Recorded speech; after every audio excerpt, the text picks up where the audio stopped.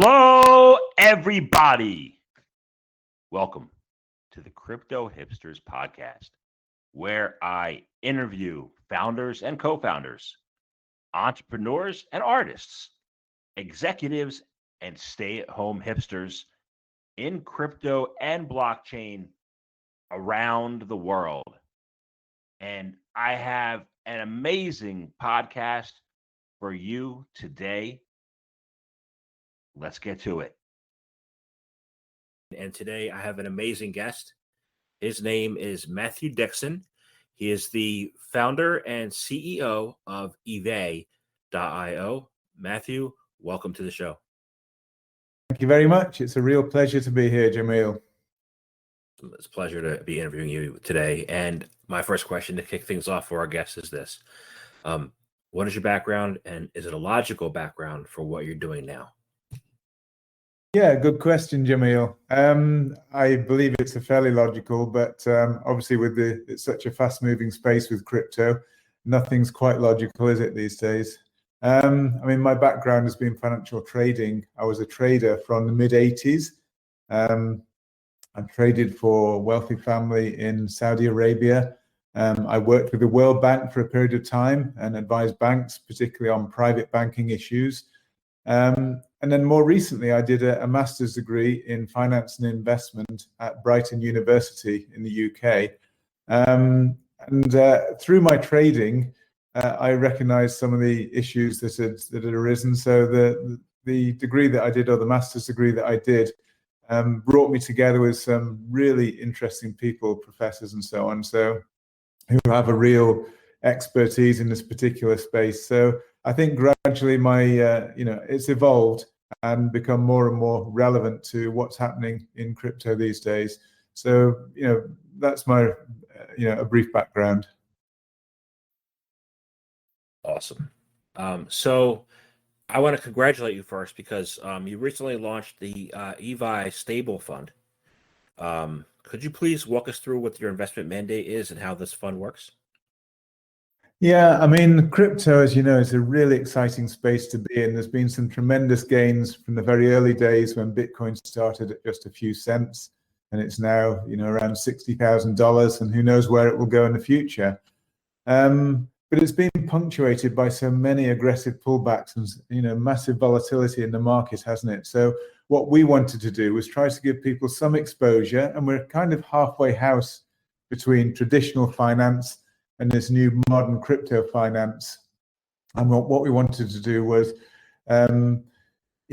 with our roots based in the traditional finance on all the academic theory over many, many years, and then coupling that with the latest in technology with DeFi finance, we wanted to give people something that's perhaps a little bit more stable so they can feel a little bit more secure. So we put together the stable fund as a first step of a use case for Evai. So Evai is a token in itself, and it's based on, as I say, academic theory, but using the latest artificial intelligence and machine learning to deliver the best in terms of returns.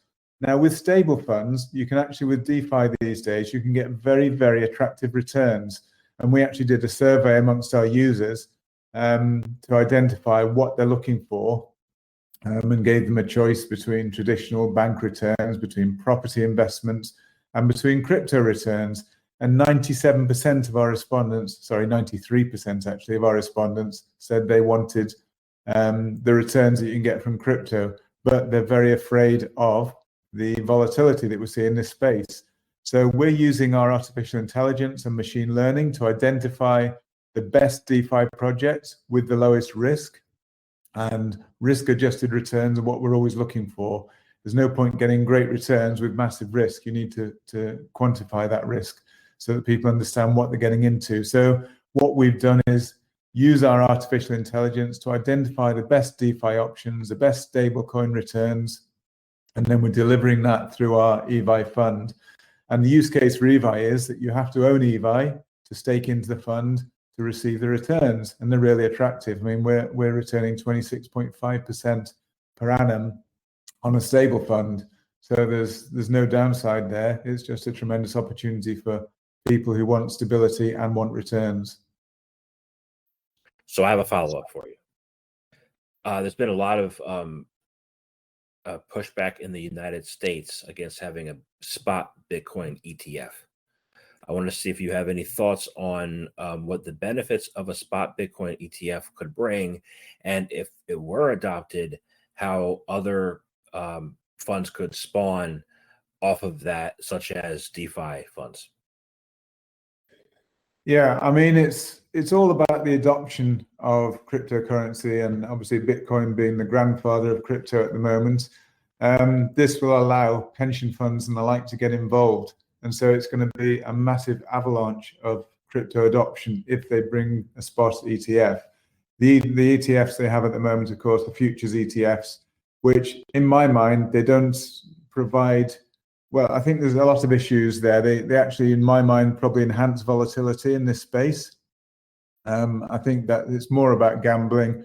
I'm not particularly enamored of the ETF future. As I say, you've got expiry dates. It just enhances volatility, and that's one of the things we want to deal with in crypto. It's not something we want to enhance, but it was probably a step in the right direction. And when we have spot ETFs, as I say, I think then the likes of pension funds can get involved, and that then sort of really democratizes the returns of crypto for everybody, and the adoption will explode. So whilst there'll be setbacks along the way still, I'm quite sure we're going to have many more setbacks in the price evolution of cryptos. I think that long term, just things are looking very positive with using these newer financial instruments to enable everybody to benefit from the price appreciation. Great. So that leads into my next question.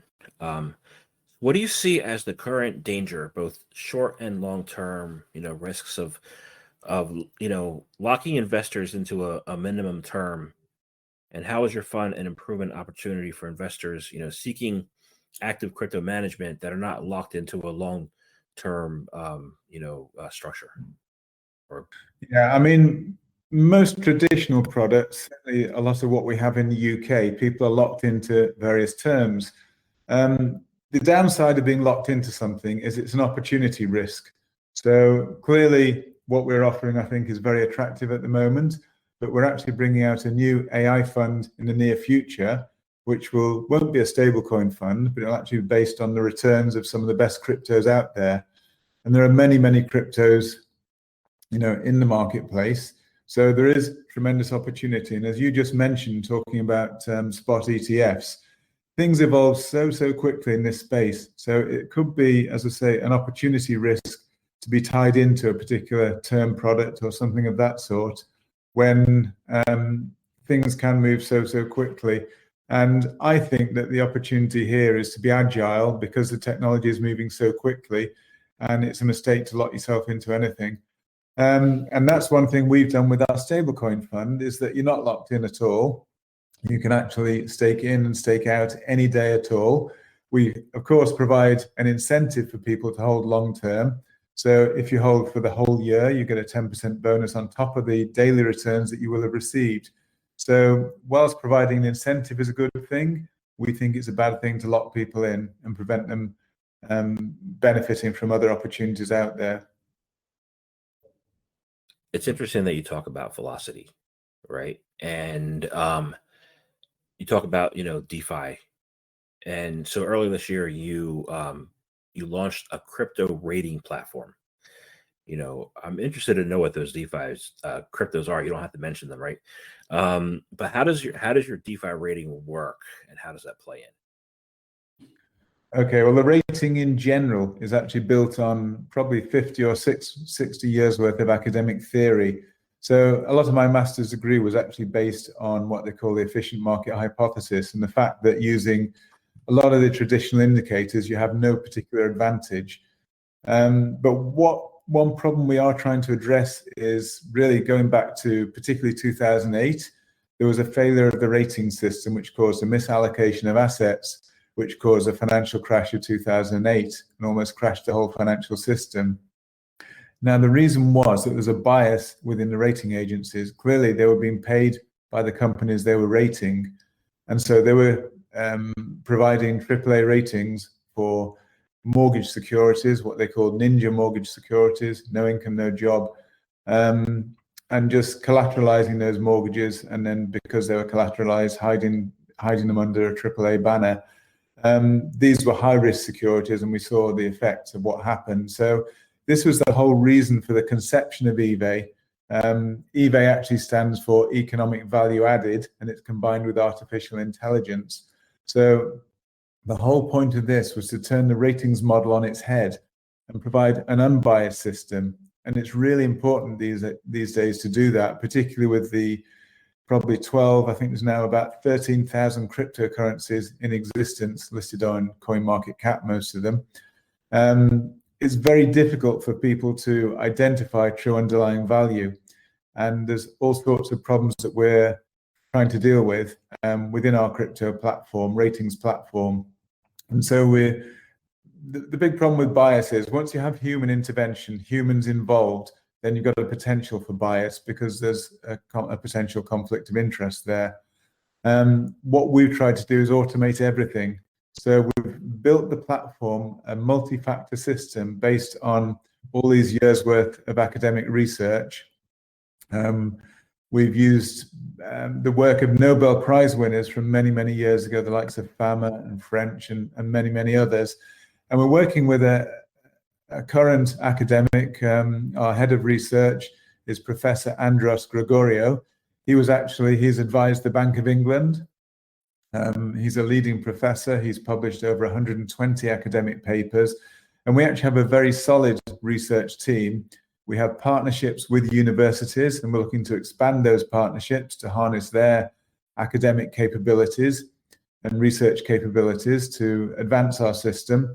So our system, we believe, is probably the most advanced system of its type in the world. And we're looking to continue to evolve this system and stay ahead of the field. Clearly, people are going to try to copy us, but what we have provides real predictive value. We've done a lot of tests internally. We've got all sorts of proprietary indicators as well that we use within our own fund management expertise. And these are things which what we've actually done in the tests, we've actually done a 2x times the market. In other words, 2x the performance of the market with no additional risk. And as we mentioned right at the start, it's all about risk-adjusted returns. And if you can produce double the return with no additional risk, then you've got something amazing on your hands. And that's what we developed within Evai and within the research that we're doing. Awesome. I was at AIG in 2007 and 8. And I'm trying to think back as to the rating systems of like Goldman and all the insurance companies. If you were to take your ratings today, I just wanted to, to follow up and apply them to those traditional finance companies back then, what would be the difference?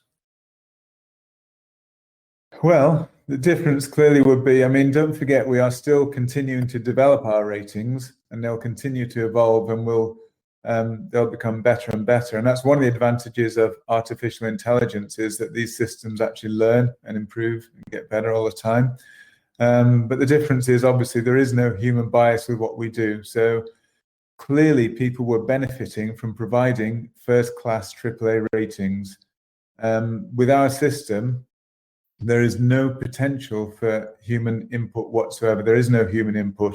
So there's no potential for any human bias there to offer ratings of any different value than what they actually are, calculated by our automated systems.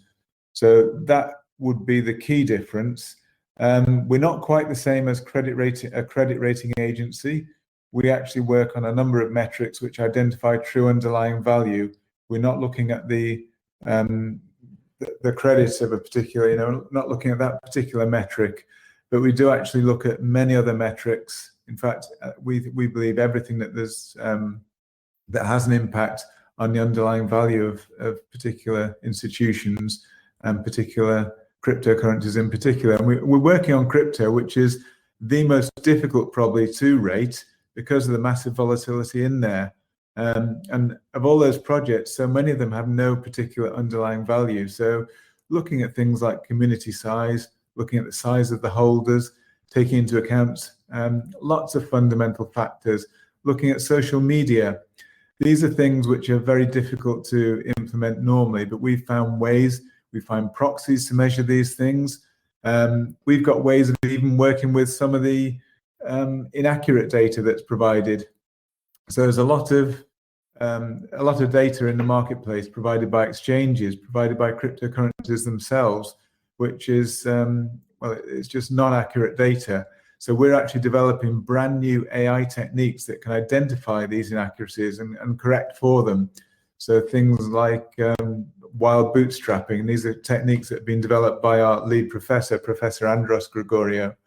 So you can have the best model in the world, but if the data isn't correct, then you're not going to come out with reliable information. So what we're doing, we're tackling both those issues. And this is why one of the reasons I would say that Evai is unique and ahead of the field. I believe that what you're doing is absolutely necessary. I even look at, a number of listeners for my podcast, and I know there's more than what's being recorded by the company that's where it's based. So, having those AI techniques is definitely necessary. Follow up to you is this, and I want to know what the benefits are. Your company works at the intersection of artificial intelligence, machine learning, and blockchain technology, right? What does that intersection look like to you, and what are the benefits of having, being in that space? Like I look at it like a triangle, being in the middle of that triangle. What are the benefits to you, and what are the benefits to society? Well, there's no doubt that blockchain itself is, I believe, is a massive benefit in terms of commercial productivity, commercial efficiency. So just looking at practical cases, very, very simple use case of Bitcoin or Litecoin, for example, transferring money around the world.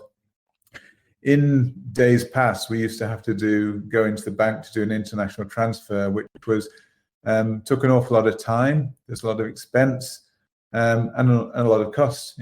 Expense, cost. These days, we can do a transfer across the world, all the way around the world, using, for example, Litecoin. We can transfer $1 million in a few moments. We can actually verify that the transaction has been received the other side, so we know work can actually start to take place immediately, and the cost is just a few cents. So the cost savings are massive. The biggest saving for us is actually the time saving. So when we used to pay lawyers, for example, halfway around the world to be working on things for us, then we wanted them to start work straight away. We can't wait for them to receive the money the next day, with all the cost implications as well. People in business these days need stuff doing quickly. When you think about property transactions, how long does it take for property conveyancing and for all that process to go through, when with the use of smart contracts these days, things can actually be done almost immediately. And we're seeing the use of NFTs for all these transactions, for being able to remunerate artists for their work. It just brings so much more efficiency to the business world. Reliability, cost savings, time savings, it's just so much of a benefit. But then there are so many, as we said, so many use cases out there, the 13,000 cryptos that are out there in the marketplace now. It's important to have something like Evai to identify that true underlying value. So, how do people know where to invest their money? How do people know which is the right protocol to use to transfer money, to do all the different things that they want to do? And that's really why the intersection, as you say, between artificial intelligence and machine learning, which can optimize efficiency very well. You can actually use artificial intelligence to identify the factors themselves which are relevant. So you're getting more and more decentralized. And if you think about it, all the problems in history have really been to do with centralization of power. Once you have centralization of power, you've got potential for abuse of that power. And unfortunately, that's part of human nature. So it's why this current massive revolution that we're seeing in technology with the decentralization, it empowers people all over the world. So you're talking about people in far off communities all around the world, whether it be Africa, Asia, wherever it might be. but even people within what they call the developed countries. This gives everybody equal opportunity, so that people with a mind, and there are some very smart people everywhere in the world, they actually now have the same opportunity because they're not held back by the centralization of power. This decentralization enables people. It truly democratizes the power of blockchain. And this is this intersection. It's just amazing opportunity for mankind now to take a real leap forward and enable everybody to participate in this big move that we're going to see. How do we distinguish between, you mentioned research, right? And you mentioned other countries. So in this field of crypto, it's filled with, fear and FUD and accumulation of quantity, right? So how do you distinguish between, the quality of research in crypto and what it will take for academia to get up to speed to embrace, an outstanding or excellence level of the research? Good question again. I mean, it is already happening. We're engaging, as I said, we're actually partnered with Brighton University in the UK. We're also partnered with Peking University in China, which is I think a world top 20 university now. We're also in talks with many other universities to harness their research capabilities and also to provide a lead to them. We're involved in many educational initiatives, and we actually have Evai, an Evai education section. We're passionate about education because with the move to decentralization, you're cutting out a lot of the middlemen in business, and with that comes a change in regulation. And one of the big changes is you're not having to regulate the middlemen, but it's actually a much greater need to educate the users of the technology. And once again, I keep harping back to this, but this is why Evai is so important, because it provides people, it empowers people to make better decisions based on real, true information, unbiased information. So, as I say, we are absolutely passionate about education. We're involved with educational institutions around the world. And we see this as being one of the most important aspects of regulation. Is education. Regulation is empowered by education. And in fact, all types of regulation are better empowered by education. So we see them working hand in hand. And once again, there's greater opportunity now than there ever has been to provide the sort of education that people need. And not only are we doing it, but I think people are taking a lead in Dubai, where we have one of our offices in Dubai, Dubai Blockchain. They provide regular education, and I think there's an opportunity for anybody who wants to get involved. They can contact us, and we'll connect them with with the right educational resources to help people find out what they need to know. And say there's a lot of different levels of research in crypto. One's like, people say it's equity research. I tell them, no, technology research. They say, that's not right. And talk with technologists, and they say, it's about, it's technology research, it's not equity research. So who knows, right? There's a difference. There's different arguments out there. What role do you think that the convergence of innovation, regulation, and education play in the future of economic, research in the crypto area to bring this area to credibility? Well, I think, as I say, Evai, just looking at Evai as an example, we have a very solid research team. Our whole business the foundation is really research. As I mentioned earlier on, again, one of the things that we are doing is developing brand new artificial intelligent techniques to deal with the kind of data and information that we're having. And as I said, one of the issues and problems that we're overcoming is the problem of inaccurate data sources. So these are challenges that we're being faced with, and we're developing new techniques through academic means to overcome these. We are working with top universities. We're actually sponsoring PhDs. So Evai actually sponsor PhDs, so people to work on new technology and developing new techniques. I think that the old ways, because as I said, centralization has always created issues. So there is definitely new technology. So again, we're working with programmers who are delivering and visualizing the information that we have and looking at new visualization techniques. And we're seeing a big leap forward again with technology with the metaverse. So it's all, we're moving very, very quickly. Technology is advancing so fast. So it has to work hand in hand. Regulation needs to not only catch up, but regulation needs to be proactive and forward-looking. So not reactive as it has in the past. So for example, in 2008, we saw all the issues there. And then regulation comes in to try to deal with those issues. Regulation needs to be more proactive, more forward-looking. And this can happen with decentralization, and with the use of artificial intelligence to actually be more forward-looking, more proactive, and more predictive in the way that we deal with issues.